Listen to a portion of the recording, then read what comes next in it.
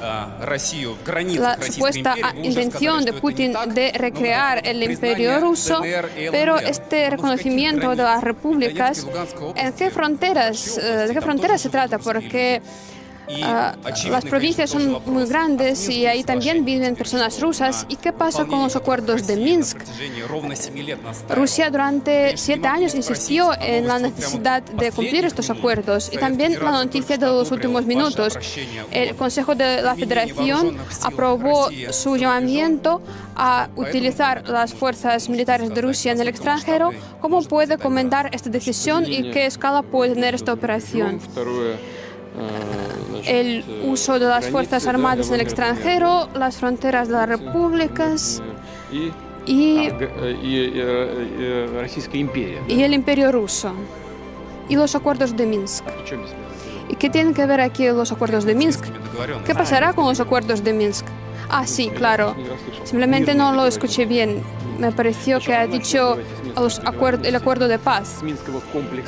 Empecemos con los acuerdos de Minsk, el complejo de medidas para arreglar la situación en el este. Pues estuvimos insistiendo durante no 7, sino 8 años, me refiero a Rusia, y yo también he sido uno de los autores de estos documentos. Y por eso quisiera volver a subrayar que estábamos interesados en llevar a cabo estas medidas, porque es el resultado de un compromiso. Estos documentos fueron firmados por los dirigentes de las repúblicas no reconocidas anteriormente, y uno de estos dirigentes fue matado como resultado de un atentado terrorista realizado por las manos de los servicios especiales de Ucrania. Es un hecho evidente. Fue un asesinato político.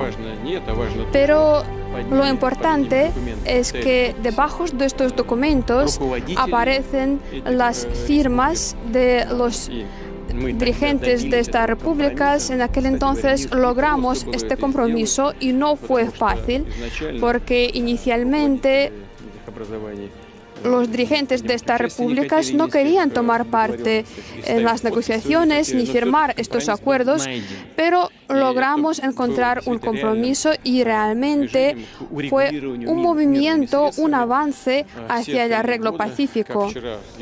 Y durante el resto del tiempo, como se dijo ayer durante el Consejo,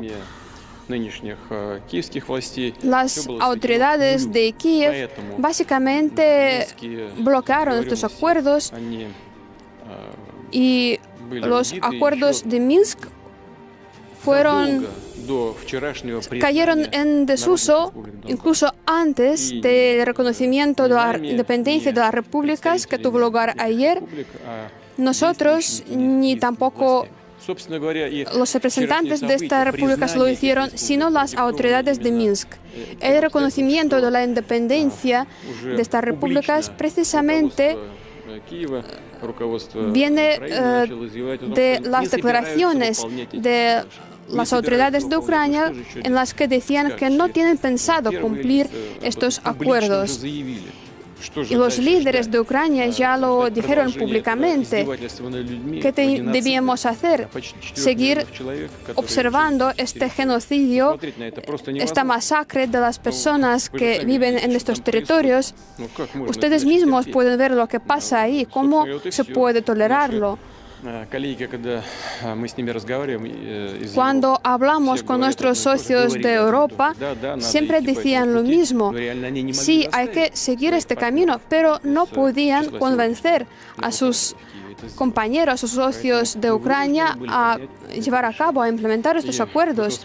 Así que nos vimos obligados a tomar esta decisión, y a partir de ahora estos acuerdos ya no existen, porque reconocimos la independencia de estas formaciones. Y ahora, en cuanto a las fronteras, ¿en qué fronteras vamos a reconocer la integridad de estas repúblicas? Hemos reconocido estas repúblicas y entonces, por ende, también reconocimos su constitución, y es la que contempla las fronteras de las provincias de Donetsk y Lugansk en el momento cuando formaban parte de Ucrania. Pero nosotros esperamos que todos los asuntos polémicos se puedan arreglar durante las negociaciones entre Ucrania y los representantes de estas repúblicas. Entendemos que por el momento es imposible porque continúan las operaciones militares y estas operaciones tienden a aumentar la tensión. Y en cuanto al uso de las Fuerzas Armadas en el extranjero, sí, por supuesto.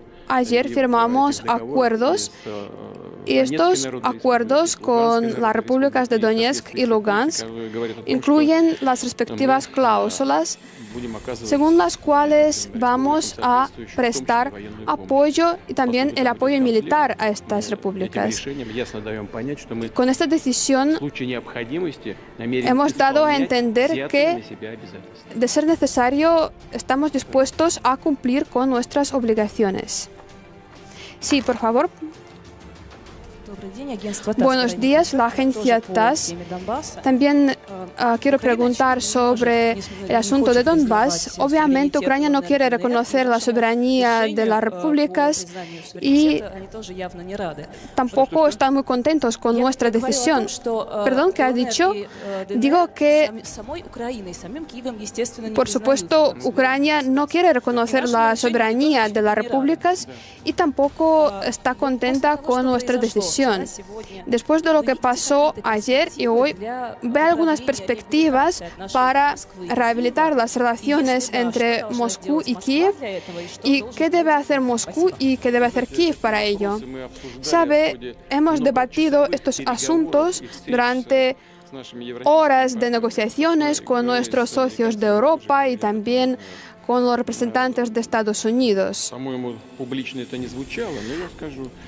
Por lo que recuerdo, no lo dijimos públicamente, pero voy a decir ahora. Su pregunta es, ¿qué debemos hacer Moscú y Kiev para arreglar la situación a largo plazo y para que podamos vivir tranquilamente sin conflictos y sin conflictos militares? Puedo desvelar este secreto. Lo primero que hay que hacer, que deben hacer todos, es reconocer la libre voluntad de las personas que viven en Crimea y en Sebastopol. Muchas veces lo dije y ahora vuelvo a subrayar que su voluntad no es nada peor que la voluntad expresada por los residentes de Kosovo. Fue expresada por medio de un referendo y vuelvo a subrayar que nadie obligó por medio de armas o por medio de fusiles, nadie pudo obligar a la gente a acudir a las urnas. Vinieron voluntariamente y tomaron su decisión y hay que respetar esta decisión. Y los países democráticos, al fin y al cabo, deben reconocerlo como una forma suprema de la democracia, un referendo. Es básicamente el tema de nuestra disputa que tenemos con Washington y con la OTAN. Estamos en contra de la integración de la Ucrania en la OTAN. Y a este respecto,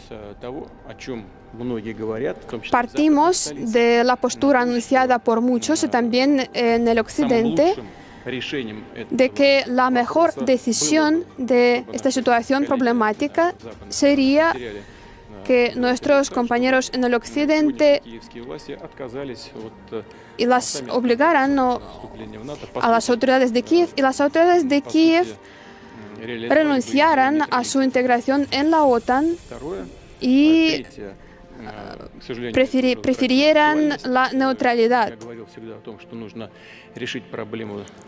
También varias veces dije que habría que solucionar el problema de Donbass mediante negociaciones pacíficas y la implementación de los acuerdos de Minsk. Y lo más importante es que todo lo dicho anteriormente se puede tergiversar en un momento.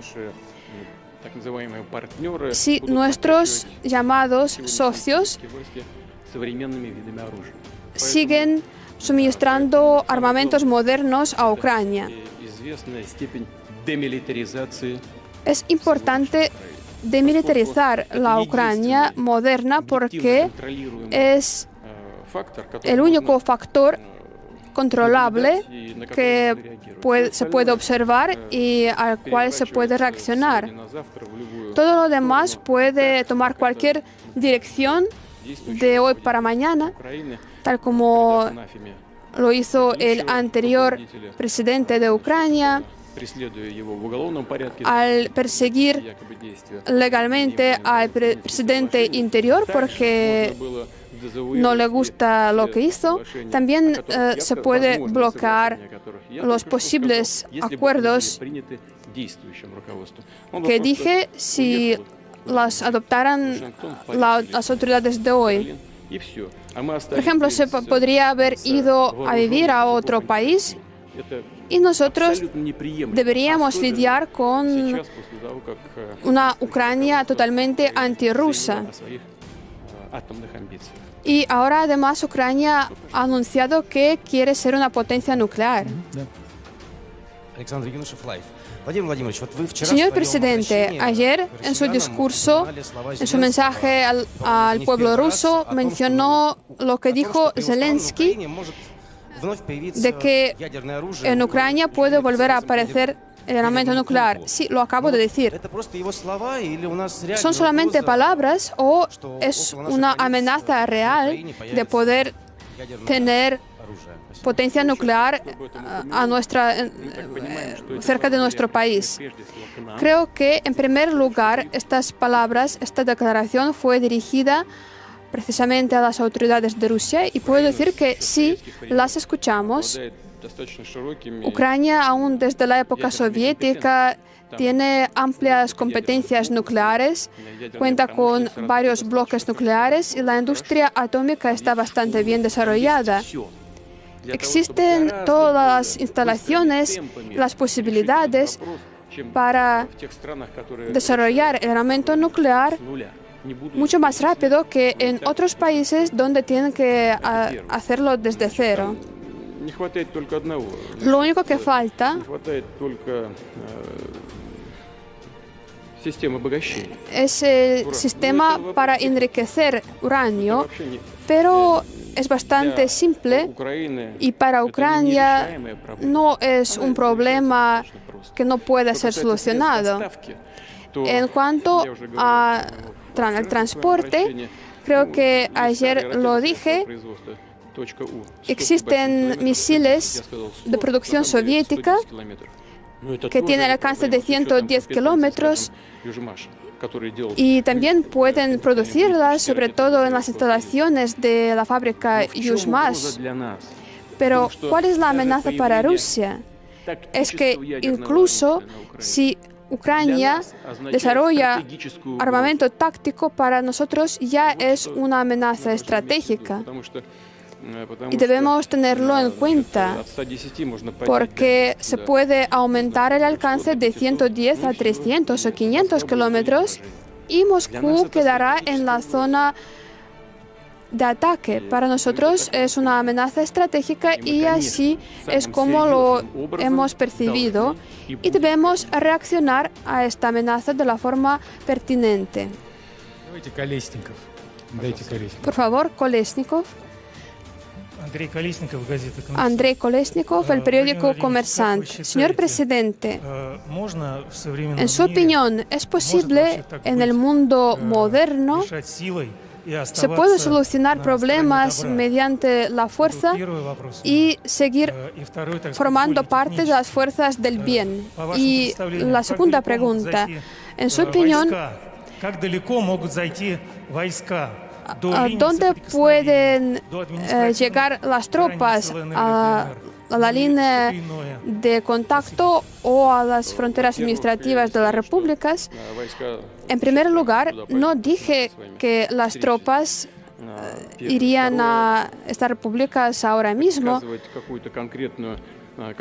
Segundo, sería muy complicado, imposible predecir un escenario, un guión, porque depende de los acontecimientos reales en el territorio. Y en cuanto a su primera pregunta, ¿por qué cree que el bien no debe tener fuerza? No lo creo. Creo que, al contrario, el bien debe saber defenderse.